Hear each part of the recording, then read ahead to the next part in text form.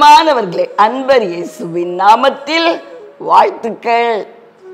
விடுதலை வேணும் அப்படின்னு சொல்லி அவளோடு இருக்கிறீங்கல்ல, நிச்சயமாகவே நம்மை விடுதலையாக்க அவர் உண்மை உள்ளவராய் இருக்கிறார்.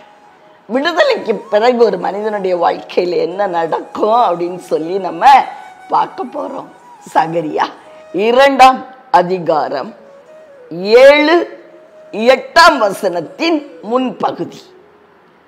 பாபிலோன் குமாரத்தினிடத்தில் குடியிருக்கிற சீயோனே, உன்னை விடுவித்துக்கொள், பிற்பாடு மகிமை உண்டாகும் என்று சேனைகளின் கர்த்தர் சொல்லுகிறார். பாபிலோன் யாரு? சீயோன் யாரு?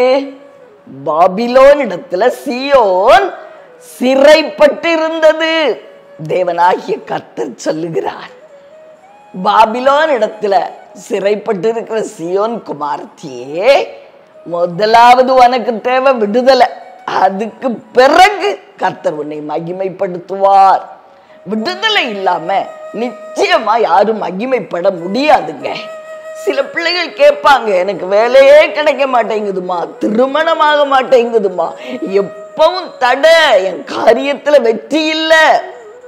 நான் ஜெபித்து பார்க்கும் பொழுது தேவனாகிய கர்த்தர் எனக்கு காண்பிக்கிற காரியம் என்ன தெரியுமா? அவங்களுக்கு விடுதலை இல்லை. முதலாவது பாபிலோன்கிற அந்த பிசாசு, அது பிசாசின் தந்திரங்களை குறிக்குதுன்னு வைத்துக் கொள்வோம். அதிலிருந்து நாம் விடுதலையாக வேண்டும். அவனிடத்துல நாம் கட்டப்பட்டு இருக்கும் பொழுது, அவனால் நாம் கட்டப்பட்டு இருக்கும் பொழுது விடுதலை, மகிமையை நம்ம பார்க்க முடியாதுங்க, நிச்சயமா பார்க்க முடியாது. ஒரு விஷயம், ஒரு அன்பு மகன் என்னிடத்துல ஜெபிக்கும்படி வந்தான். அவன் பயங்கரமான ஒரு பொசிஷன், அதை வாயினாலும் சொல்ல முடியாம என்கிட்ட லெட்டர்ல எழுதி கொடுத்தான். அம்மா, இதான் என்னுடைய நிலைமை, உங்ககிட்ட எப்படி சொல்லன்னு எனக்கு தெரியலம்மா, ஆனா நீங்க என் தாய்ங்கிறதுனால, ஆவிக்குரிய தாய் நீங்க, அதனால நான் உங்ககிட்ட எழுதி கொடுக்கிறேன் அப்படின்னு சொல்லி எல்லாவற்றையும் மிக தெளிவா எழுதியிருந்தான். அதை வாசிச்சுட்டு 3 நாள் என்னால் சாப்பிடவே முடியலங்க. அவ்வளவு கொடூரமான காரியங்கள், பாவ கட்டுகள், வார்த்தையாலும் சொல்ல முடியாத பாவ கட்டுகள்.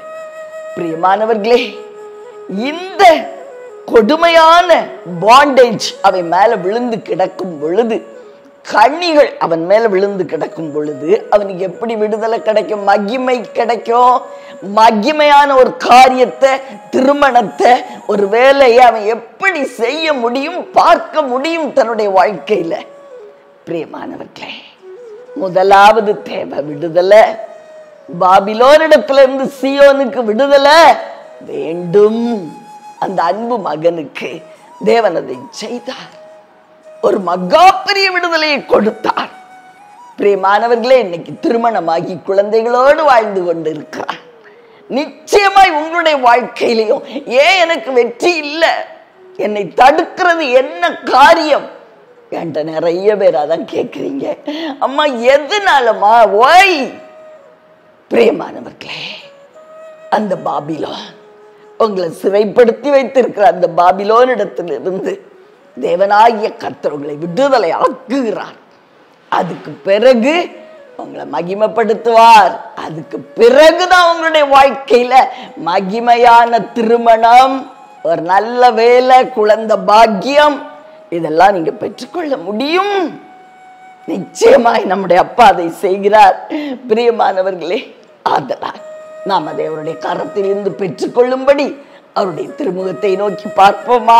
அன்பின் பரலோக தகப்பனே, அருமையான நல்ல இரட்சகர், ஆவியானவரே, அன்பான தெய்வமே, அப்பா, உம்முடைய பரிசுத்த பிரசன்னம் இந்த வேளையிலே என் பிள்ளைகளை தொடட்டும் அப்பா.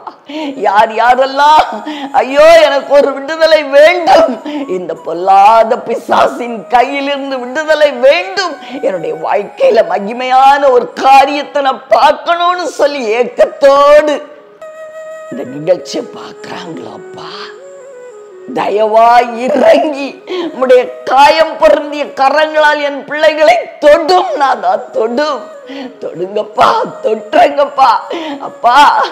உங்க விடுதலை அவர்களுடைய வாழ்வின் எங்கும் கடந்து வரட்டும். பாபிலோன் அப்படிங்கிற அந்த பொல்லாத பிசாசின் சங்கிலிகள் என் ஜனங்களுடைய வாழ்க்கையில நொறுங்கி விழட்டும் அப்பா, நொறுங்கி விழட்டும். மரண கட்டுகள், கண்ணிகள், போராட்டங்கள், தடையுண்டு பண்ணுகிற கிரியைகள் அப்பா, பின் அடைவுகளை கொடுக்கிற பொல்லாத பிசாசு, தோல்விகளை கொண்டு வருகிற பொல்லாங்கனுடைய கிரியைகள் அழிக்கப்படட்டும். நாதா, அழித்து போடு இயேசுவின் நாமத்தில். ஐயா, உம்முடைய கரத்திலே ஜனங்களை ஒப்புக் கொடுக்கிறேன். தயவா இறங்கும், இறங்கும், இறங்கும் நாதா, இயேசுவின் நாமத்திலே பிதாவே.